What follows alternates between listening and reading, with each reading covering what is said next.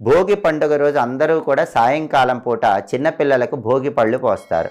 రేగి పళ్ళు, చెరక ముక్కలు, చిల్లర నాణేలు, బంతిపూలు వీటన్నిటిని కలిపి భోగి పళ్ళు పిల్లల తల మీద పోస్తారు.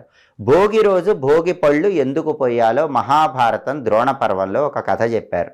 ఆ కథ ఏంటంటే, నరనారాయణులిద్దరూ కూడా బదరిక వనంలో, అంటే రేగి చెట్లున్న వనంలో తీవ్రమైన తపస్సు చేస్తున్నప్పుడు నారాయణుడు పరమేశ్వరుడికి సంబంధించి ఇసుకతో ఒక శివలింగం తయారు చేస్తాడు. దీన్ని సైకత శివలింగం అంటారు.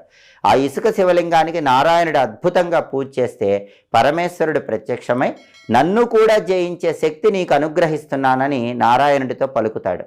అలా పలకగానే దేవతలందరూ కూడా ఆ నరనారాయణుల మీద ఆ బదరిక వనంలో ఉన్న రేగి చెట్లు గట్టిగా ఊపి రేగి పళ్ళు కురిసేలాగా చేస్తారు. అలా రేగి పళ్ళ వర్షము నరనారాయణుల మీద పడుతున్నప్పుడు నరనారాయణులలో నారాయణుడు సాక్షాత్ శ్రీ మహావిష్ణువు చిన్న